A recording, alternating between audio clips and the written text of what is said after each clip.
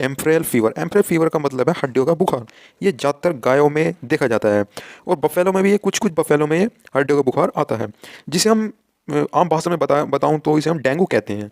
देखो इसके लक्षण क्या है, आप इसको कैसे पता कर सकते हैं कि हड्डियों का बुखार यानी डेंगू है या नहीं। देखो सबसे पहले पशुओं को बहुत तेज बुखार आएगा, और एक और सिम्टम हो सकते हैं कि लंगड़ा कर चलेगा।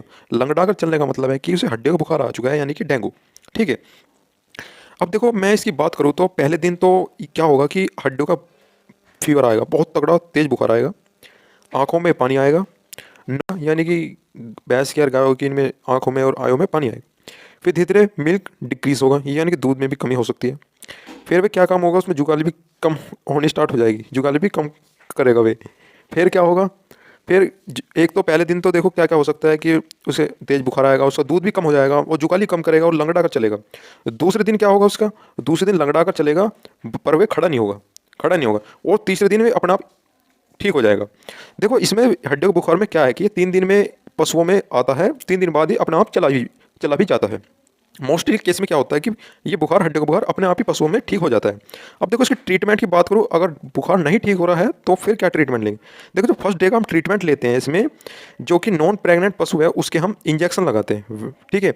इंजेक्शन में हम ऑक्सीवेट रिसाइक्लिन इंजेक्शन लेते हैं। ठीक है। और प्रेग्नेंट है, जो प्रेग्नेंट को हम स्टेरोपिटो पेंसिलिन इंजेक्शन लेते हैं, और सीपीएम के तौर पर हम क्लोरोफिलन मेटालिलेट। ये कंप्लीटली वेटरनरी डॉक्टर का ट्रीटमेंट है। और तीसरा एक और इंजेक्शन लेते हैं इसमें, मेलोक्सिन पैरासीटामोल। ये 3 इंजेक्शन हम यूज़ में लेते हैं। दूसरे दिन फिर अगर जो दूसरे दिन हम ट्रीटमेंट जब करते हैं, जब पशु दोबारा लंगड़ा कर चल रहा है और आराम नहीं है, दूसरे दिन हम मॉक्सल इंजेक्शन लेते हैं, एक मॉक्सल लेते हैं, और दूसरा हम सीपीएम लेते हैं। तीसरा हम उसमें एर्टिजोन इंजेक्शन ऐड कर देते हैं, ये भी 3 इंजेक्शन लगाते हैं। जो तीसरे दिन हम ट्रीटमेंट लेते हैं वो सेम ट्रीटमेंट लेते हैं दूसरे दिन का, बट हम उसमें यूज़ में क्या लेते हैं, पहले हम टेम्परेचर डिनोट करते हैं। अब टेम्परेचर अगर सही नहीं है तो फिर आप दोबारा वही मॉक्सल ले लेंगे, 4 ग्राम का इंजेक्शन वो लगा देना, फिर मिलोक्सिन प्लस लगा देंगे 4 ग्राम का। सीपीएम आपको 10 ml लगाना है, और उसमें ऐड क्या करेंगे, बी कॉम्प्लेक्स, यानी कि liver extract with vitamin B12, ये उसमें ऐड कर देंगे, B complex liver extract with vitamin B12। अगर नॉन है तो बेलीमार भी ऐड कर सकते हैं, ये 10 ml इंजेक्शन लगेगा इंट्रामस्कुलर। अगर उसकी भूख नहीं बढ़ रही है तो फिर आप हिमालय 32 दे सकते हैं, डाइजेस्ट रहेंगे, क्योंकि बुखार में भूख भी कम हो जाती है डंगर की या जानवर की। तो आप क्या करें, उसे 100 ग्राम का एक पाउच आता है, उसे क्या करें आप 100 ग्राम आप ले डाइजेस्टर हिमालय का, उसे गुड़ में मिलाकर उसे दे दे लगातार। यानी कि एक दिन ही दे दे, कोई दिक्कत नहीं है, एक दिन दे दे। और अगर भूख बढ़ानी है तो भूख बढ़ाने की दवाई आती है जो कि बोईमेन आता है, 4 बोलस दे सकते हैं बोईमेन की।